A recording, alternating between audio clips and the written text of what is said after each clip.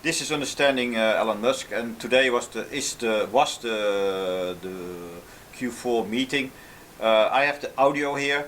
Listen together to some snippets of the talk. I will do first introduction, and then I let him talk and explain more what I think about what is really meant or what the really goals are. But let's listen. So I start with the first introduction talk of Elon Musk, and here it is. Thank you, Martin. So, just going through a 2022 recap. It was a fantastic year for Tesla. It was our best year ever on every level. Our team did an amazing job. It's an honor, of course, to work with such an incredibly talented group of people. So in 2022, we delivered over 1.3 million cars and achieved a 17% operating margin, the highest among any volume car maker. I think maybe among any car maker. While doing so, we generated $12.5 billion in net income and $7.5 billion in free cash flow. Importantly, the Tesla team achieved these records despite the fact that 2022 was an incredibly challenging year due to forced shutdowns, very high interest rates, and many delivery challenges. So it's worth noting that all these records were in the face of massive difficulties. A credit to the team for achieving that. The most common question we've been getting from investors is about demand. Thus far, so I want to put that concern to rest. Thus far in January, we've seen the strongest orders year to date than ever in our history. We currently are seeing orders at almost twice the rate of production. So that's hard to say whether that will continue at twice the rate of production, but the orders are high, and we've actually raised the Model Y price a little bit in response to that. So we think demand will be good despite probably a contraction in the automotive market as a whole.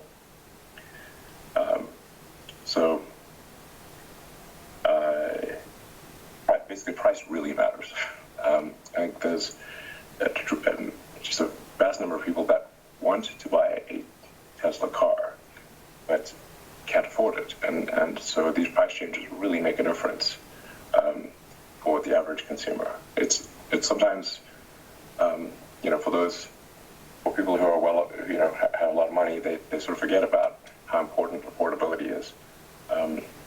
And it's always been our goal at Tesla to make cars that are affordable to as many people as possible. So I'm glad that we're.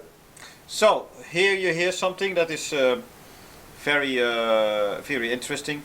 But I also think is the goal of the company, and also how Elon Musk think. It's not about the profit. Of course, the company has to be possible to survive and to work and have the money to pay the people that work there, and also to get the money back for the stockholders, so that everything is okay.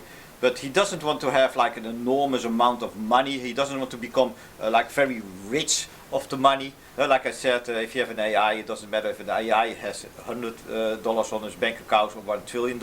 He cannot spend it. Of course, Elon Musk can spend it. But I think the money that is now made by Tesla is so good that he doesn't need to create more money.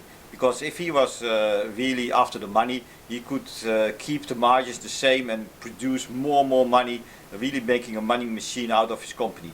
But his goal is to change the world to electric cars, and he sees also now that other companies doing their best or not really doing their best, and that he needs to take the lead. Even in the old days he thought he could push them, like NASA push them to do more in space, NASA more in space, to go to Mars, but because there is resistance there, he is doing it for himself. He started SpaceX, and he's going to Mars by himself, with or without NASA. So this is the same with Tesla. He first tried to convince the other car companies. He opened all his patents. He helped them, and it goes too slow for him. So he's now pushing alone, and he is now going. He decided, I think, the last years that he says, okay, if they don't, if it takes for them too long or it's not good, I will take the lead, and I will make all the cars that are needed for this for the world. So that's his goal now. Also, you can hear that he is now up to production. He wants to go to 2 million this year, and if it goes in this speed, he will reach in 10 years to the 20 million cars that are needed for every year to that are sold.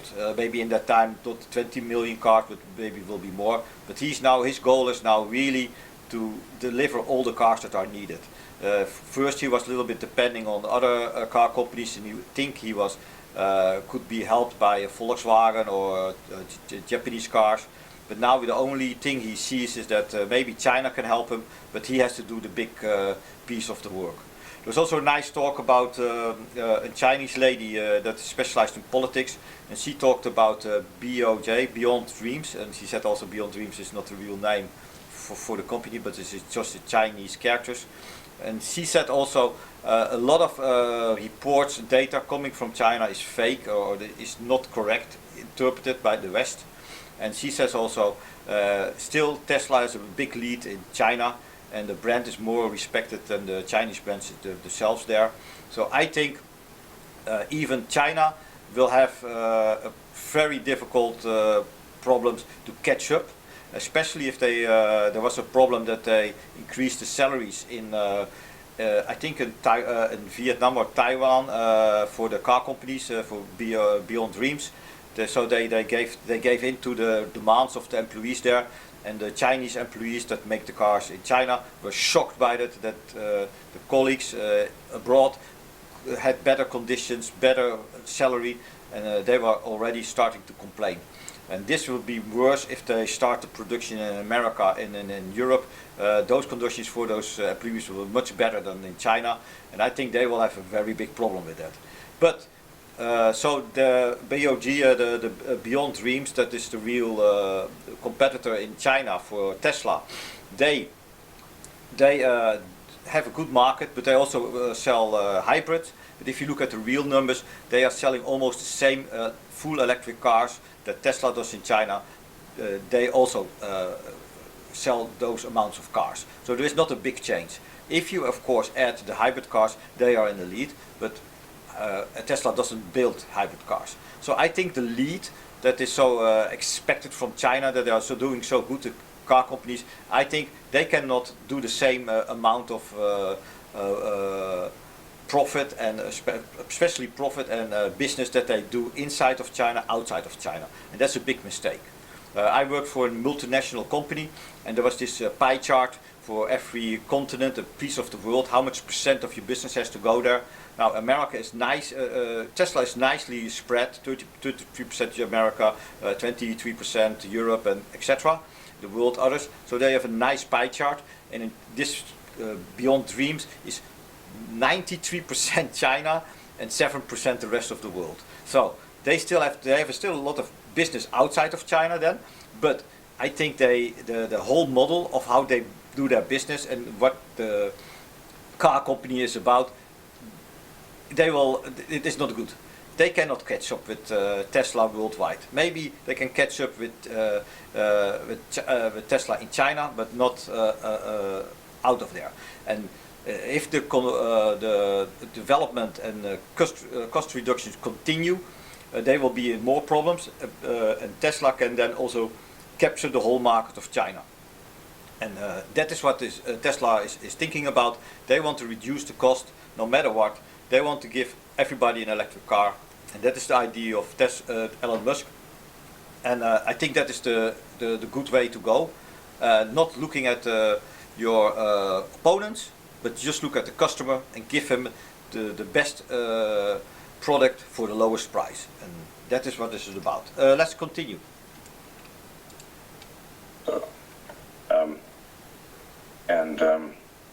Yeah, so I think it's a good thing, all things considered. We're also making very good progress on cost control, and we're seeing the costs of production in Berlin and Austin drop commensurate with the growth in production, so as you'd expect. So, yeah. With respect to autopilot, as of now, we deployed full self-driving beta on 4 city streets to roughly 400,000 customers in North America. This is a huge milestone for autonomy, as FSD beta is the only way any consumer can actually test the latest AI-powered autonomy. And we're currently at about 100 million miles of FSD outside of highways. And our published data shows that improvement in safety statistics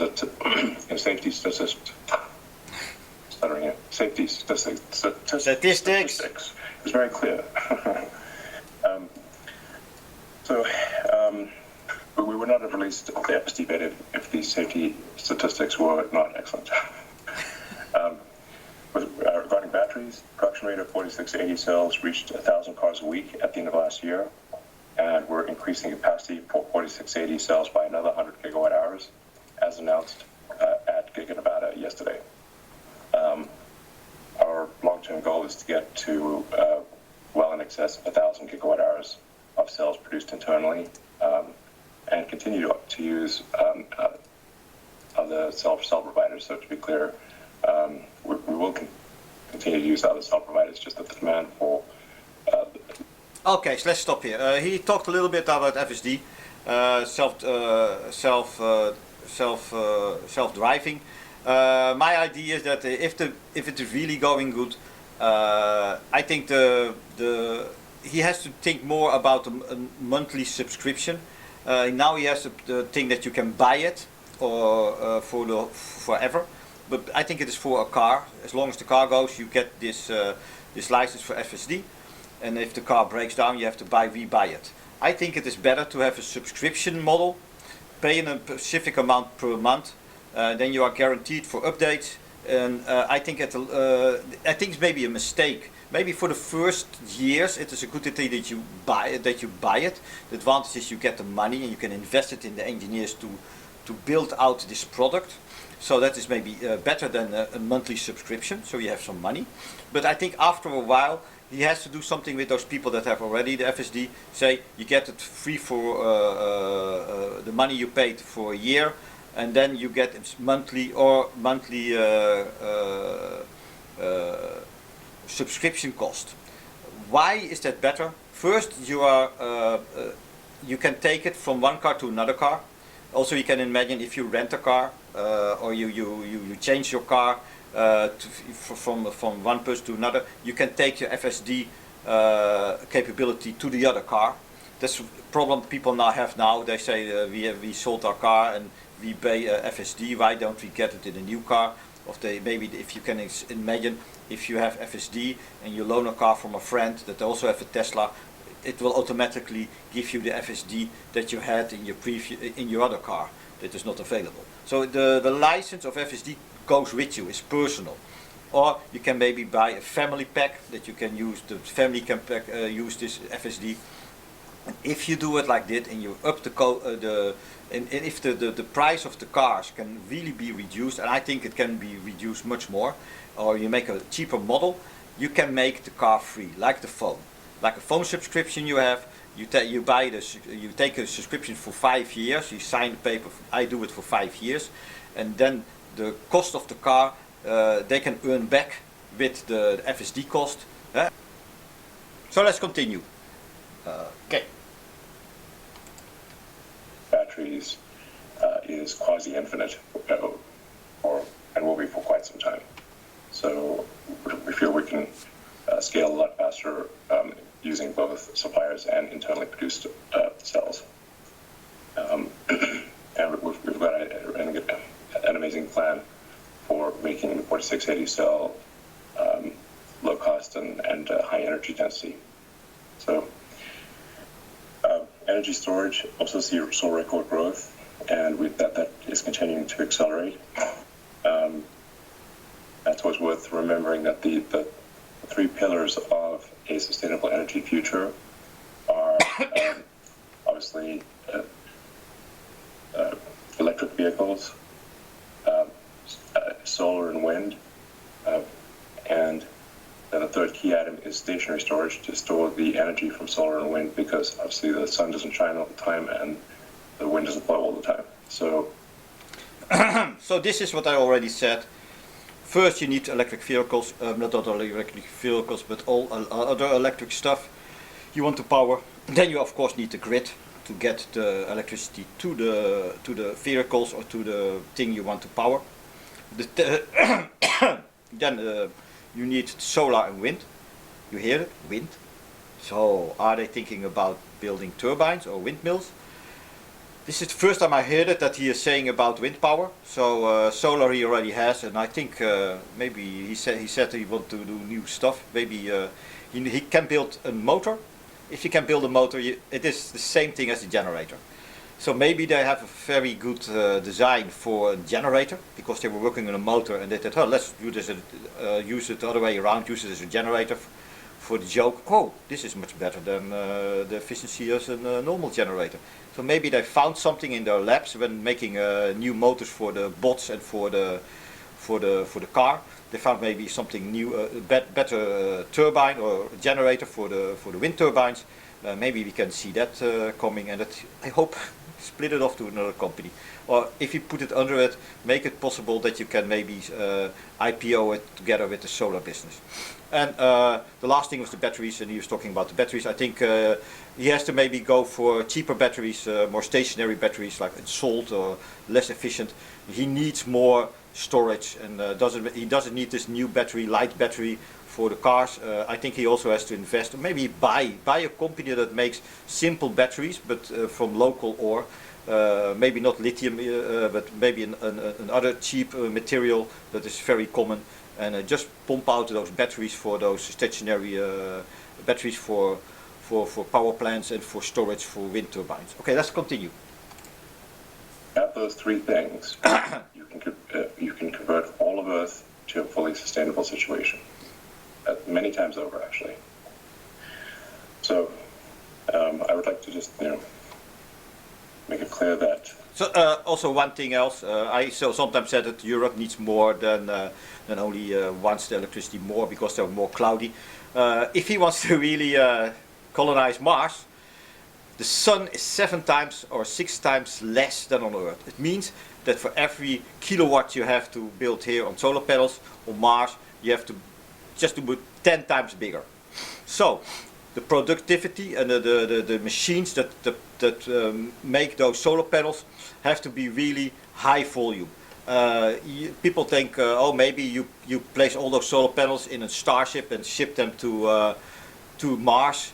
But look at the weight. Solar panels are heavy. You're just transporting sand to a desert on Mars. Is it not much better to build a simple factory that fits maybe in 2 starships, build it up there, let it create solar panels from the material there, and after a while it can create much more solar panels than you can transport to Mars. So I think you maybe if you have 1,000 ships, you need maybe 700 ships of solar panels to power the colony. If you have only, instead of 700 with solar panels, maybe you use 100 with a few factories of solar panel to make solar panels on Mars. Maybe use some fuel or something else that you can run them, that can start them up. Because if they are started up, the first thing they will make is solar panels for their own company, for their own factory, so they can push out more solar panels. That's a much better idea. So invest in solar more, and maybe also wind. But there's also less wind on Mars, so maybe for Earth that is a good thing. And I think if he finds a good generator, it is, I think, by accident, and I think he can also use that as a new product. But listen, let's go listen further. Path to a fully sustainable future for humanity, and our goal at Tesla is to accelerate progress on that path as much as humanly possible. So, so we're obviously ramping up megapack production, and we expect it to grow at a rate quite a bit faster than our vehicle output. So, in conclusion, we're taking a view that we want to keep making and selling as many cars as we can. We believe we can keep pushing for strong volume growth while retaining the industry's best operating margins. As we mentioned many times before, we want to be the best manufacturer. Really, manufacturing technology will be our most important long-term strength. So, we'll talk more about our upcoming plans at the March 1st Investor Day. And lastly, I want to once again thank all of our employees for delivering another record-breaking year. Congratulations, guys. So that's it for the first video. So he again said, what did he said? He wants to do production. There is more demand than production. Later in the call he will tell it is twice. So it means he has a lot of customers. So the employees has to do enough. He has the money to pay them even through recession. He has the customers to buy the cars. So his company, Tesla car company, is this year busy making cars for all the the orders they have already. So that is very good. They're even going to increase the price of the cars. So I think that business, he doesn't even have to look at it anymore. Focus on the new models, and I think that's already done. They are already there in the, how you call it, in the making the production line and finishing the last bits. And I think maybe he can help a little bit, but I think this is not really needed. He later will talk that there is a skunk work. They are busy with something. People think, flying cars or something. I think maybe windmills, what he started talking about, and maybe some other products. We can later talk about that. But for the moment, I want to also round this up. This is the introduction of the call. It looks like he is that everything goes okay.